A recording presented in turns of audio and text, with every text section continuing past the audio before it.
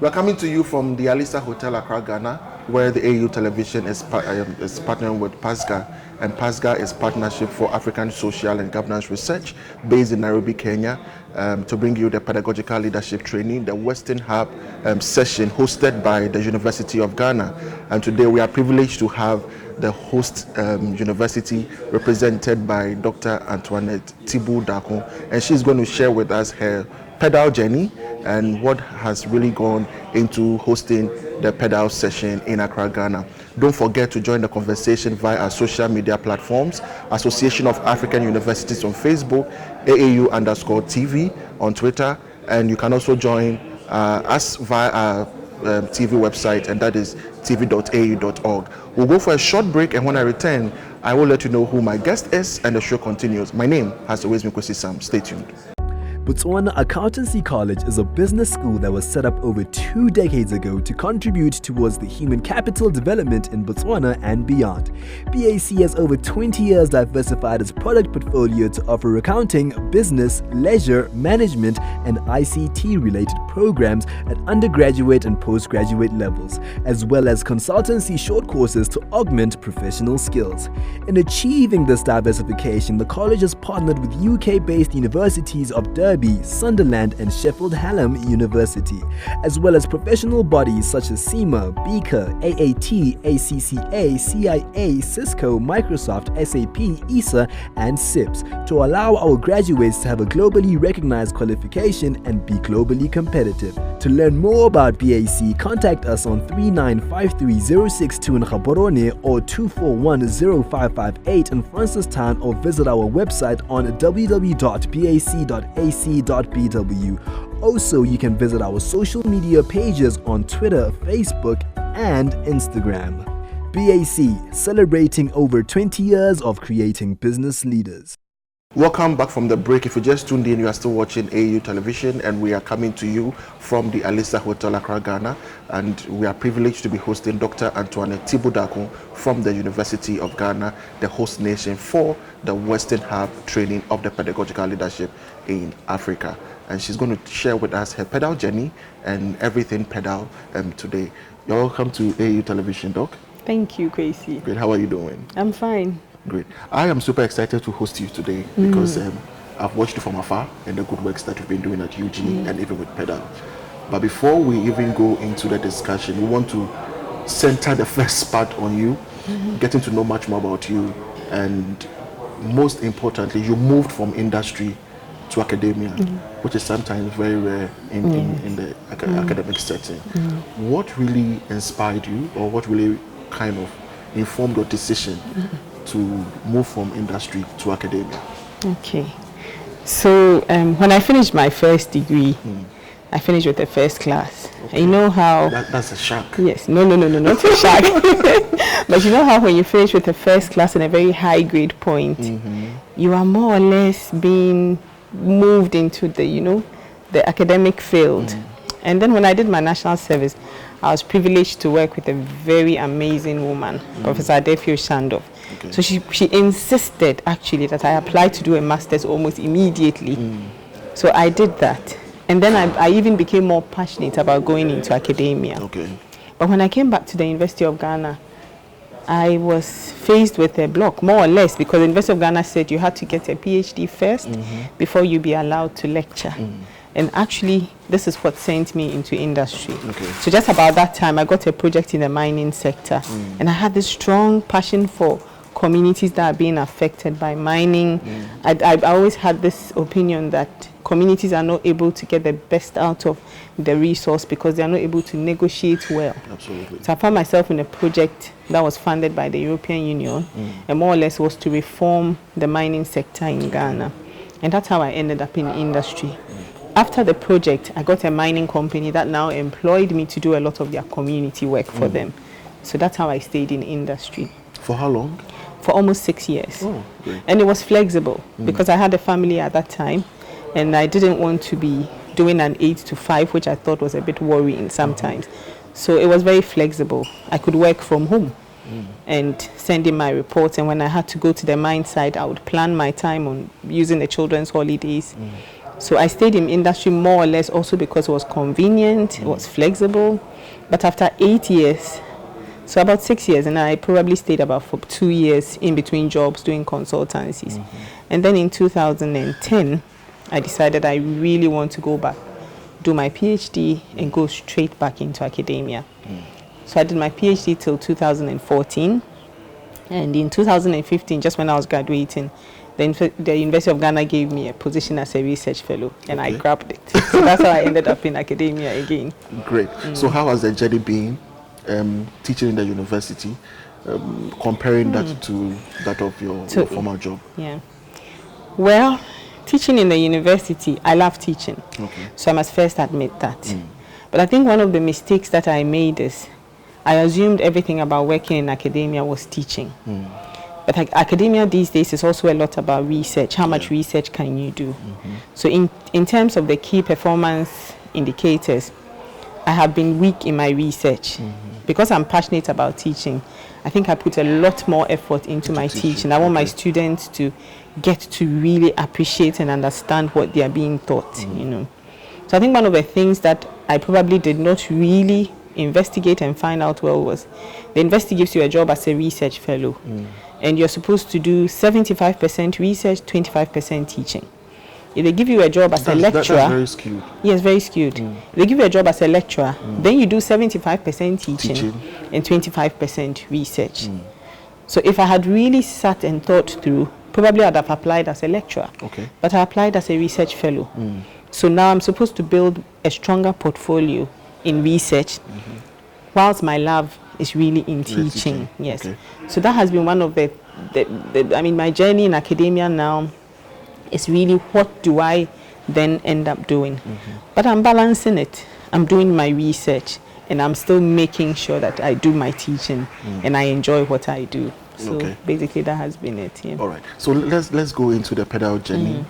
We know that University of Ghana is one of the partnering institutions for PedaL. Very soon. How did you join PedaL and why did you join it? The entire beautiful experience.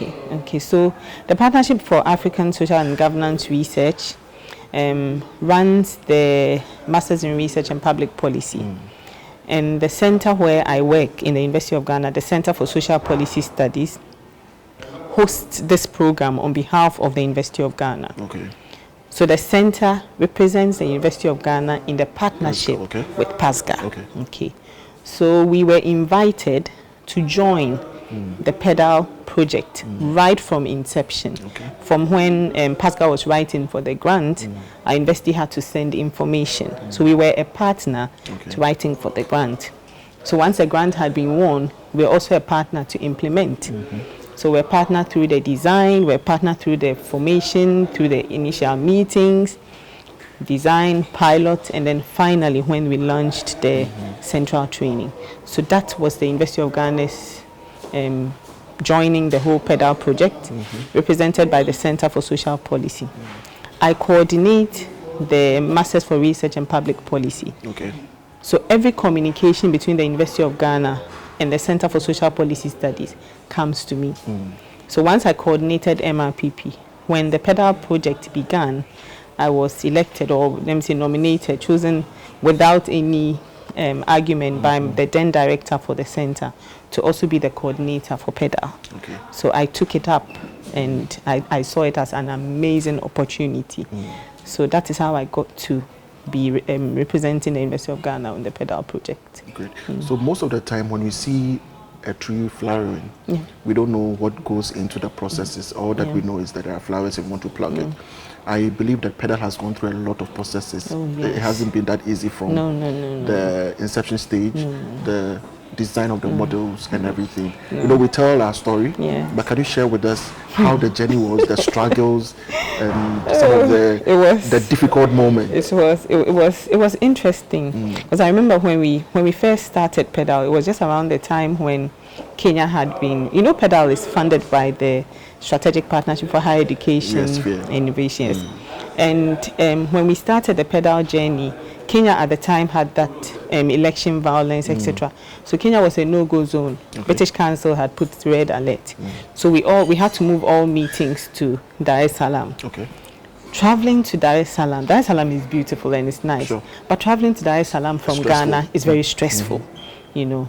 And I can remember once doing the Ethiopian Airlines trip. So you go to Addis Ababa. I hadn't been to Addis Ababa before.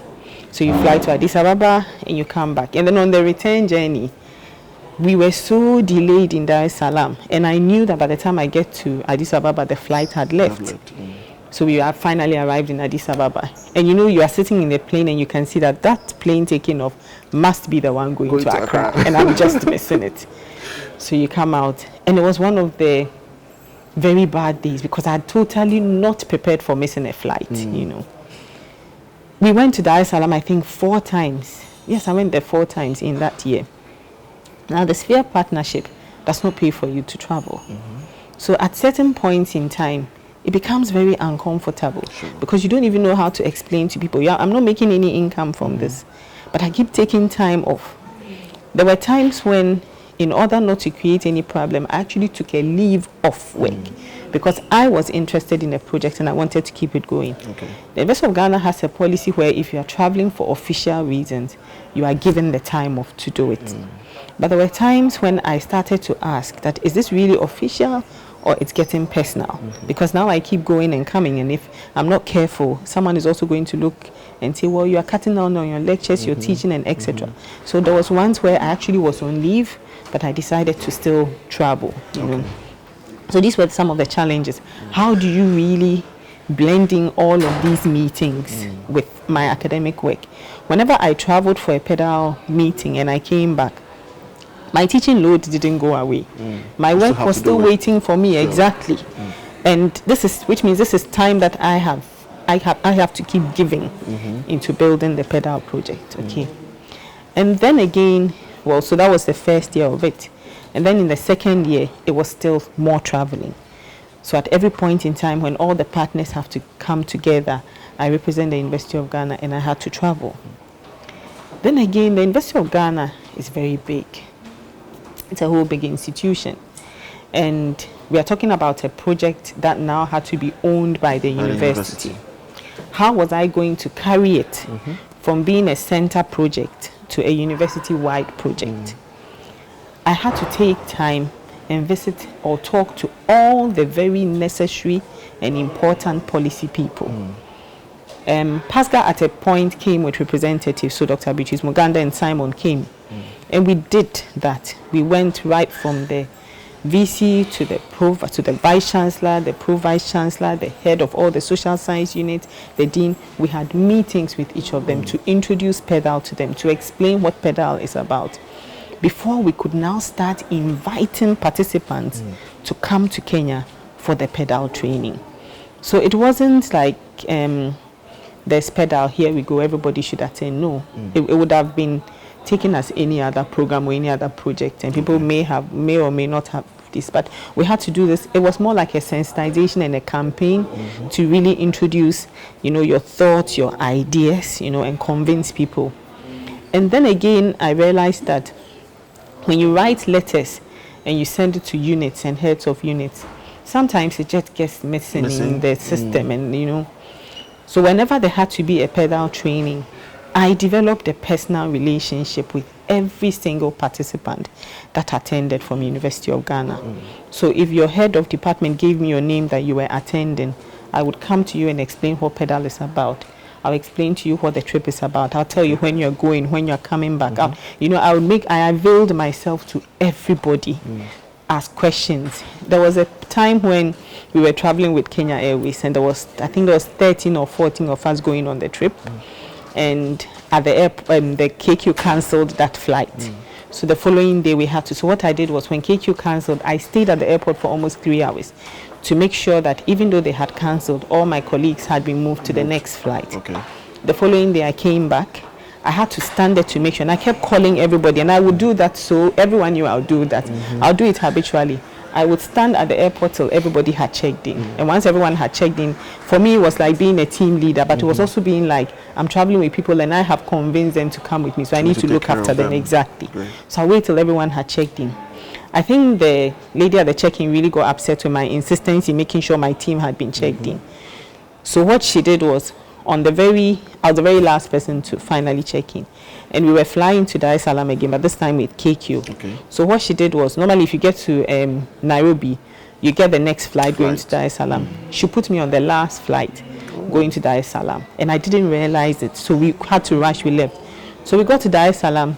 Guess what my colleagues did? They all forgot about me and they left. So we got to Nairobi rather. Nairobi, yeah. They forgot about me. So they arrived in Dar es Salaam. I wasn't there, and then they started worrying. Oh, she's not with us. So then I managed to get in touch with them and I told them that they've put me on the last flight. I got to Dar es Salaam at midnight that day. You know, so these are some of the things that I put in. It's not recognized, it's not paid, but for me, it meant that this is what would make the program successful. Because I could see that, yes, behind the scenes. You can have a program, but hey, if you don't have participants, you haven't done anything, you know. And University of Ghana being a partner meant that we had to every time make our presence and our very, very effective participation felt within the PedaL project. Great. So we'll go for a short break, and when we return, we'll move into how did you come by with the selection of the facilitators, the model designs, why did you decide on the models that you have chosen, and how the experience has been. Viewers, you are still watching AAU television, and we are bringing you a special session from the Alisa Hotel, and that is a PedaL session. We'll go for a short break. Stay tuned.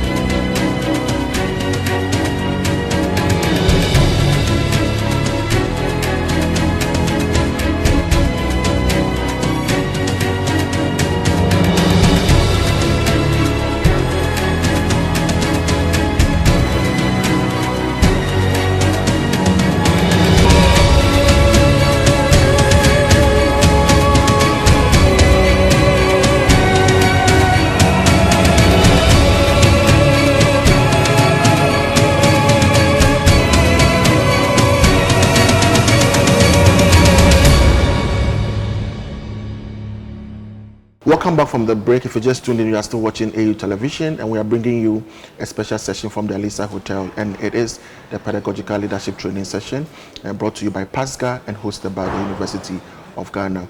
You can join the conversation via social media platforms, and you can also visit our TV website, tv.au.org, to catch up with all our videos and interviews that we have done and we are still doing. So, Doc, let's pick it from the model design. Yes. You know, most of the time when projects are outside Africa, the perception is that everything must come from there. And so someone has his money, giving it to you, so you must implement their plan. But PedaL is such that I see it as a homegrown solution. All the facilitators are Africans, they're from African universities. The models that are being designed, you could see the African issues being highlighted. How did the project give you that kind of liberty to do so, or they brought you a scope and you had to just adopt or adapt? No, the project gave us the liberty, gave a lot of space for us to ensure that the modules that were being developed was very need-based. Okay, so we had what we call the design clinic. And during the design clinic, we had representatives from all the different social science. So, of course, it was a five social science programs was what we started initially. So from the University of Ghana, there were 5 social science programs that, of course, had the highest number of graduates, the MRPP inclusive. And from there, we had faculty who were teaching on the programs as well as other programs. And we met in Nairobi, came together. And then, of course, there was a bit of a scope. So you had to be introduced to what the whole ideology is about. Okay. But then it was very, very need-centered. So it was, what do university lecturers need? What do we need? What kind of skills do we need that would enhance our teaching? It was very much that way. So there was also a survey, there's a baseline survey that PASGA conducted, where university lecturers were asked to answer several questions, and all of that was infused, into the design. Exactly. So before we left Nairobi, in June 2018, we had more or less designed the foundation for these modules. Okay. And then PASGA must have taken it, given it to consultants, whatever, and then they built on it, because there was the need for, of course, consultants who are specialized in education in that field to then take it on from there and build it into the modules that were now delivered to us. But I think even after that, we went back in July for the pilot. And during the pilot, I was amazed at what they had transformed, what we had just put as, scratch foundations. They had transformed it into something that really looked amazing. So they ran the pilot, and the feedback was strong. We were all sitting together. We don't like this. We think this would work. Put this together here and there. And then we came back for the central training in August. And for each of them, I came back. Okay. It had transformed again. And even when I went to, so I've been part of the whole trip on each training. Sure. Every time we went for a training, it had moved even further. Yeah. When we came for the central training in August, then I identified one module that I also thought, this is where I want to be. So then you start to train. Okay. So PASGA had its group of facilitators who had been doing training for PASGA for several years. Okay. Yes. But I think what they also wanted to do was to broaden the facilitators so that each university could also develop its own cohort of facilitators. Okay. So I didn't know this was what was happening, but I think they asked their facilitators to spot talent. So at a point in time, I got one of the facilitators telling me, I want you to join my group. I think you have a talent there. And I said, yes, I think I'm very interested in doing education and society and using role play and simulations to teach us my subject. I'm passionate about it. So then I followed that trend, So then I became more or less specialized also in teaching on that module. Yes. So I think that with the modules, feedback, teaching, even feedback from us as colleagues, doing a lot of peer observation, peer reviews, has transformed these modules now into something that I can't even explain how it has come. But what I see is what we started with, I didn't envisage it to be like this now. Sure. So now, the delivery, the content, the facilitators themselves, increasing confidence in, all of this has really, really, really made the whole PedaL project more impactful. Sure. I mean, I've also followed the trainings that happened at Mombasa, Ibadan, exactly. My first was Ibadan. Okay. After one of the sessions, we did interview one academic who said he's born again in his teaching and learning methodology and processes in the classroom. Yes. But you have followed the processes and you have shared with us from Mombasa, from Ibadan to Mombasa to Accra. Yes. How has the journey been in terms of participant expectation? Do you think at every session participants' expectations are met? Do you think that they are able to go back to their universities and apply these new technologies, these new strategies and methods of teaching? What exactly do you think has come out of their training? What I really think is PedaL has given every university lecturer 3 things. Okay. So the first thing that I think PedaL has done is giving every university lecturer the opportunity to reflect. Because once you finish your PhD, you are just thrown into the university. Teach in the classroom. Have you thought before? Do you really know what teaching is about? But the whole idea about finishing a PhD is, hey, I'm now this good in this specific field. But there's also this thing about the university that is, once you have a PhD, you should be able to teach anything. Which is a wrong which is really not exactly, which is really not what it should be.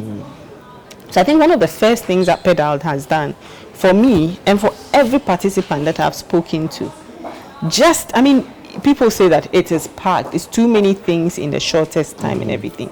But I think one of the strongest points, and I keep emphasizing, it gives you this chance to reflect, to move out of the classroom from being a teacher. You are now the student. Sure. And it takes you back. So it takes you from your very, very center. And as you teach, so over the years, I've been teaching for almost 5 years now. You become too overconfident. You become used. You become, doing by, you learn by doing, so you become very, very, and it's difficult to take criticism at a point. And of course, you're not going to take criticism from your student. I'm the epitome of knowledge. I know it all, so it gives you this chance to step out and to think back. And for every participant, just after a first 1 or 2 sessions, you are like, I don't know it all. Sure. I don't know it all at all, and I really need to start thinking twice before I go and tell students, or I go and talk to them like I know it all. You know, so it's this very, very good thing about reflection. Take a deep look at yourself and ask yourself that, have I always been doing it right? And it's that amazing experience that now makes you really think twice about what you do when you are, Great. Number 2, it's also giving me confidence as a lecturer. So I was thrown into it. I fumbled in my first year. Sometimes I tell some of the students that I finished with in the first year that if you go back and you think there was something you never understood, come back, because now I can talk to you better about it. Great. And that's the thing, because I'm friends with most of my students. But it's made me more confident. I now know that when I'm delivering something to students, I can even read on their faces what they can understand and what they can understand through PedaL, because we've discussed it. So there were times when I would be in class teaching students, they probably didn't understand, but I glossed over it. I just told myself, you know what, I've done it and I've done it, let's leave it. But now I don't want to do that. I want to go back and give them the opportunity to really understand. It's giving you that chance to now know that, hey, the future of the people you are teaching actually depends on you, even if it's for that moment. And that's the third thing. So think twice about someone's future before you talk to them. So reflection, confidence, the future depends on us. For me, that's how I see it now. The future depends on us because there are more people who are unemployed. People don't just come to acquire a university degree because for the fun of it. They have all come there for a reason. What is the reason for which they have come? And do I teach them bearing in mind those reasons for which they have come? So if the learner is supposed to be the center or the key behind which I am teaching, not me being the key, so that's you teach because you think I am the teacher and I am teaching and here we are. No, it's not about that anymore. It's about every individual learner and the needs that they have brought to you and how you manage to satisfy every need. So I think these are the 3 essential things that PedaL has done, and when I speak to my colleagues, I see that same feeling resonating amongst us as we discuss what the whole PedaL project and the PedaL journey is about. Great. We are still sitting with Dr. Antoinette Tibudako from the University of Ghana, and she's still sharing with us her PedaL journey and the way forward for PedaL. We'll go for a short break. We'll be back.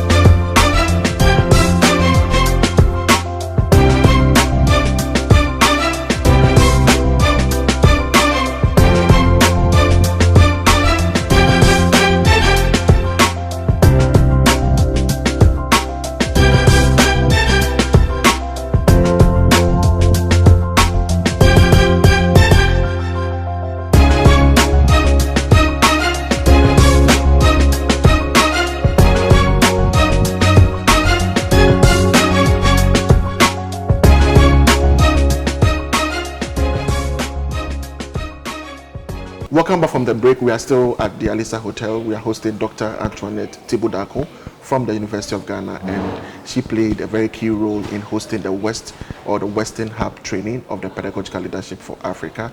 And she has shared with us her journey with PedaL and what she thinks of PedaL in some few years to come. But Doc, we want to just run up the conversation. Yes. It's been exciting. I wish we had a lot of time. But let's look at the future for PedaL. What do you think is the future for PedaL, and how can we get all the universities across the continent coming on board? Okay, so let me speak from the Ghana perspective. Okay. We have had in Ghana now 15 participating universities. What University of Ghana did with the help of the Office of the Pro Vice Chancellor and my center and the Directorate of Quality Assurance, we invited University of Ghana affiliates. Okay. And then we spread the net a little bit wider. So we had representation with the permission from PASCA and the MRPP project. So they really funded us. The worry is about when funding goes, what next? Absolutely. Okay, and then how do we keep these universities together? My strong belief and opinion is, if this is important and valuable, and we as academics would recognize and speak about it, we should force our universities to take it further. We should force our universities to understand that for us being just thrown into the university to teach is not always the best. Okay. Give us just a little bit of training. If you are already in it, it's capacity building. How do we get the universities to take this on? When I first came into academia, I was given some training. It was a 1 week, but I thought of it more as just orientation. Sure. It's just about how to go about it. You know, it's like you've entered first year, you go for orientation. Yes, I didn't see it as training and capacity building. So I think we need to rework a little bit of redesign some of these programs and how we offer it, so that as academics, and then for all the other universities that we have brought into it, we need to, hone in the message. When you go back, talk to your deans, talk to your heads, talk to your provost. Tell them how important this has been. PedaL is also doing the monitoring evaluation, and we are hoping that when the results come back, especially the feedback from the students, the immediate effect you cannot see because you have students doing a 1-year master's, 2 years, But let's see those who go through university lectures that have been PedaL trained. Let them come back and tell their story. Let them come back and tell us how more employable we made them. And I tell my students, I tell them that, look, the university pays us basic salary like you earn from everywhere. My joy and my satisfaction and the remuneration I get from seeing a text message from you that says this is where I am or this is where I'm doing is far above any money or anything that I can ever get. So we are going to have to encourage our own students, tell them that I have been through the PedaL training and that is why I'm able to teach you this way and that way. And I want you to come back and tell me that did it make a difference in your life from the previous program, maybe your undergrad or some. What is the difference? Because we would have PedaL and non-PedaL trained lecturers obviously teaching. If we can use all of this to create that situation, then the university should be prepared to take PedaL on. I know PASGA is advancing postgraduate diploma, etc. in PedaL, but it's also about how many universities across the continent accept this. And funding shrinks. So we've had funding last year, this year, but next year probably won't be the same. How do we take it on? It is when we, as academics and as lecturers, make enough noise to make our university know that you give money for research, you give money for teaching. We want capacity building in teaching. Then, hopefully, that change and that, desired sustainability in training programs like PedaL. There have been several training programs, most of it, we don't know where some of them have passed. But I'm very, very hopeful and positive that PedaL is going to live long. Thank you so much, Doc, for joining us. It's been amazing hosting you and you sharing with us your experience and what you think of PedaL as well. Thank you Look forward very to having much. you more, maybe in some few years to come. I hope so, and thank you very much, Christy. That was nice. Viewers, all too soon we've come to the end of our session, and we have been hosting Dr. Antoinette Tibudako from the University of Ghana and the team lead for PedaL in the Western Hub. Thanks for watching. My name has always been Kwesi Sam, but don't forget that you can join our conversations, and all our videos are on our TV website, tv.au.org. Go there, have fun, and enjoy the discussion. Leave your messages, and let's still keep African higher education moving. AU Television is always the voice of higher education. Thank you for watching.